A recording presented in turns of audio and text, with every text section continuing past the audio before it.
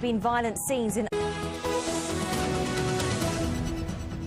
Hello from Jonathan and me. Welcome to the programme. The best place to get your local news this and every evening, of course. Now, first tonight. Their far-right rallies have ended in violent scenes in other parts of the country.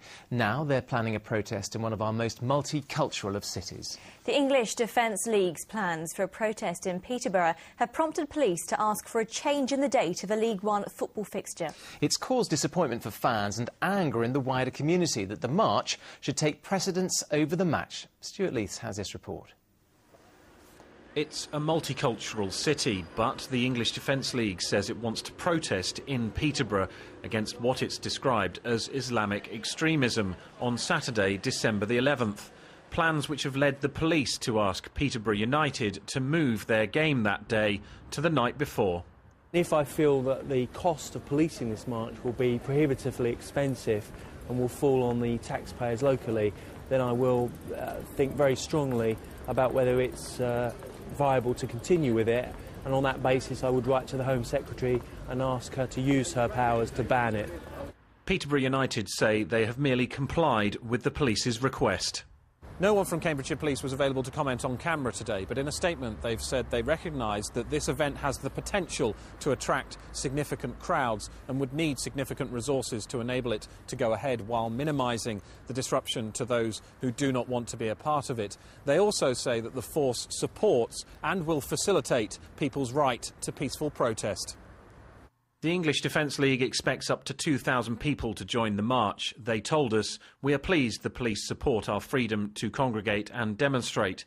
We feel our message is important enough to sacrifice the football match." They went on to say they hadn't been approached to move the date of the march. The police say they are currently working towards December the 11th as the date of the protest, but this date has not yet been officially confirmed. Club supporters, though, are unhappy that the match has been moved. I think it's totally unfair that a distasteful minority like the EDL can dictate to a large amount of people. A multicultural city like Peterborough is represented by their football club, and a lot of people should have the right to go to the game when the game should be played. In September last year, another football match was disrupted by plans for an EDL protest, this time in Luton. Officers from 4 forces were drafted in, but no demonstration ever took place. In Aylesbury, 10 people were arrested after a demonstration in May. In Leicester last month, fireworks were thrown and a policeman was injured. Abdullah Abdul Majid runs the website Islam Peterborough.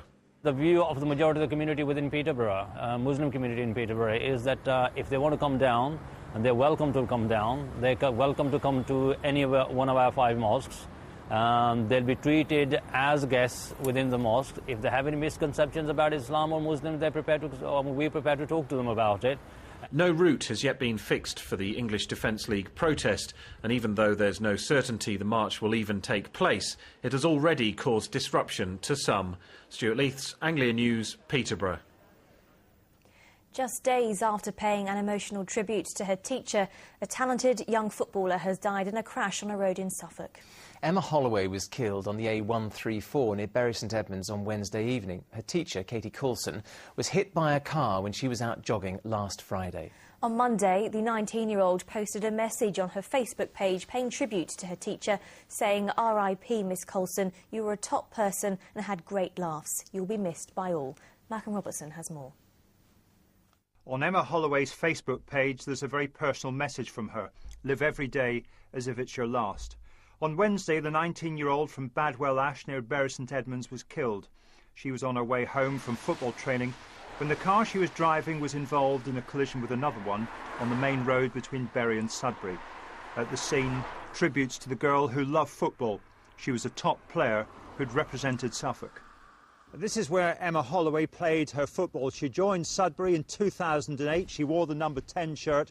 She scored 49 goals in her first season. She'd already scored 22 this season, including 8 in one match. Out of respect, AFC Sudbury ladies and grassroots games have been called off this weekend. Her death has devastated those at the club. Clive Golding's the team manager and his daughter Natalie's the captain. She'll always remember Emma's final game for the team.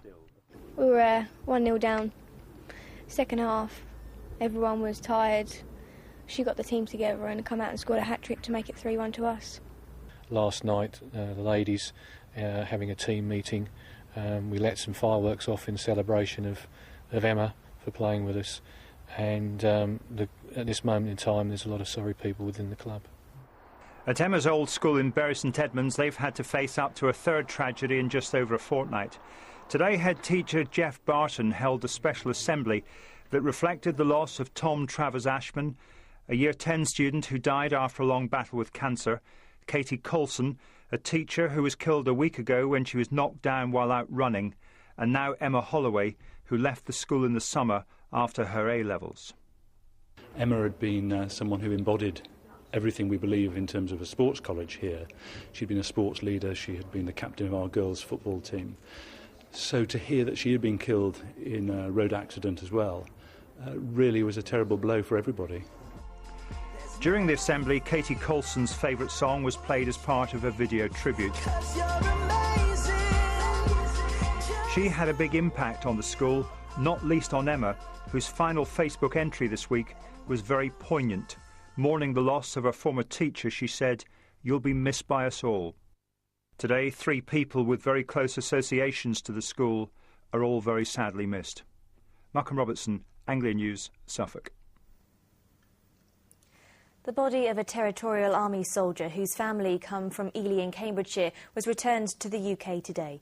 Sapper William Blanchard was dealing with a suspect explosive device when he was shot and killed in Helmand Province.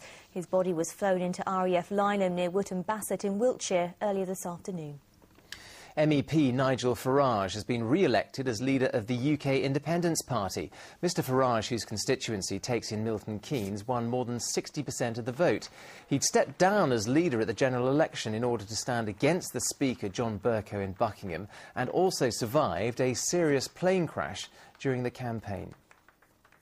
It is time for a political party that is fearless, that is prepared to stand up and to say what needs to be said, because I cannot imagine there has ever been a time when our political class have ever been more out of touch with public opinion than they are right now.